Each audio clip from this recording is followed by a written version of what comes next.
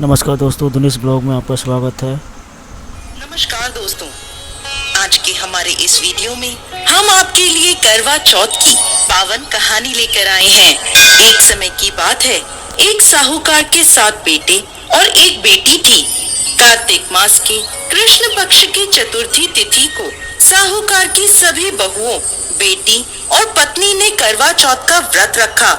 जब साहूकार के बेटे भोजन करने बैठे तो अपनी बहन से खाना खाने को कहने लगे। तब वह बोली, भाई अभी चांद नहीं निकला, मैं चांद की प्रतीक्षा करूंगी। चांद को अर्घ्य देकर ही भोजन कर सकती हूँ। साहूकार के बेटे अपनी बहन से बहुत प्रेम करते थे। वो बहन को भूख से व्याकुल नहीं देख पाए। उन्होंने नगर के पास की पहाड़ी पर एक दीपक जलाया और उसे चलनी के आगे रखकर बहन को कह दिया, बहन चांद निकल आया, अब तुम अपना व्रत खोल सकती हो। साहूकार की बेटी अपनी भाभीियों से कहने लगी, भाभी चांद निकल आया, चलो अर्घ देकर भोजन कर लेते हैं। सभी भाभियां बोली, नहीं बाई जी, ये तो आपका चांद निकला है, हमारा चांद निकलने में अभी समय है। भूख से व्याकुल वो चांद को अर्घ देकर भोजन करने बैठ गई। जैसे ही पहला निवाला खाने लगी तो उसे छींक आ गई। दूसरा निवाला खाने लगी तो उसमें बाल आ गया और जैसे ही तीसरा निवाला तोड़ा तभी ससुराल से बुलावा आ गया। पति बीमार है, जैसी भी हालत में है, तुरंत ससुराल पहुँचे। उसकी माँ उसे विदा करने के लिए बक्से में से कपड़े निकालने लगी। बार बार बक्से में से काले और सफेद कपड़े निकलने लगे। तब माँ घबरा गई और बेटी से बोली, बेटा रास्ते में जो भी छोटा बड़ा मिले उसके पैर छूती जाना, और जो कोई भी बूढ़ सुहागन होने का आशीर्वाद दे तो वहीं अपने पल्ले में गांठ बांध लेना। वो बोली, ठीक है माँ। ऐसा कहकर वो अपने ससुराल की ओर चल दी। चलते चलते रास्ते में उसे जो कोई भी मिलता वो उन सब के पैर छूती गई। सभी ने उसे खुश रहो, सुखी रहो, पीहर का सुख देखो, इस तरह आशीर्वाद दिया। ऐसे ही वो चलते चलते अपने ससुराल पहुंच गई। ससुराल के आंगन में छोटी ननद खेल रही थी। जब उसके पैर छुए तो उसने आशीर्वाद दिया, सदा सौभाग्यवती रहो, पुत्रवती हो। ये सुनते ही उसने अपने पल्ले पर गांठ बांध ली और अंदर गई। अंदर जाते ही देखा कि घर के आंगन में उसके पति का शव रखा है और उसे ले जाने की तैयारी हो रही है। वो बहुत रोई। जैसे ही उसके पति को ले जाने लगे वो रोती हुई बोली, मैं इन्हें कहीं नहीं ले जाने दूंगी। जब कोई नहीं माना तो साथ जाने की जिद करने लगी। उसकी जिद के आगे हार कर सबने कहा, ले चलो इसे साथ में। वो साथ साथ शमशान भी चली गई। अंतिम संस्कार का समय हुआ तो वो बोली, मैं इन्हें नहीं जलाने दूंगी। ये देखकर सब कहने लगे, पहले तो अपने पति को खा गई, अब उसकी मिट्टी भी खराब कर रही है। लेकिन वो नहीं मानी, अपने पति को लेकर बैठ गई और रोने लगी। ये देखकर सभी बड़ों ने निर्णय लिया कि इसे यहीं एक झोपड़ी डलवा दो। वो उस झोपड़ी में अपने पति को लेकर रहने लगी। पति की साफ सफाई करती, उसके पास बैठी रहती। दिन में 2 बार उसकी छोटी ननद खाना देने आती थी। वो हर चौथ का व्रत करती, चांद को अर्घ देती और चौथ माता की कहानी सुनती।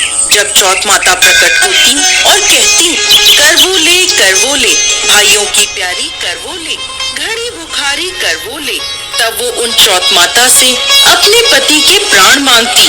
लेकिन वो उसे कहती, हमसे बड़ी चौथ माता आएगी तब उनसे अपने पति के प्राण मांगना। एक एक करके सभी चौथें आई। सभी यह कहकर चली गई। अब अश्विन की चौथ माता बोली, तुझसे कार्तिक की बड़ी चौथ माता नाराज है, वही तेरा सुहाग तुझे लौटाएंगी। तू उनके पैर मत छोड़ना और सुहाग का 16 श्रृंगार का सामान तैयार कर लेना। जब कार्तिक की बड़ी चौथ करवा चौथ आई तो उसने अपनी छोटी ननद से 16 श्रृंगार का सामान मंगवाया। जब सास को यह पता चला तो वो बोली, पागल हो गई है ये, जो मांगती है दे आओ। साहूकार की बेटी ने करवा चौथ का व्रत रखा, चांद को अर्घ दिया और जोत जलाई।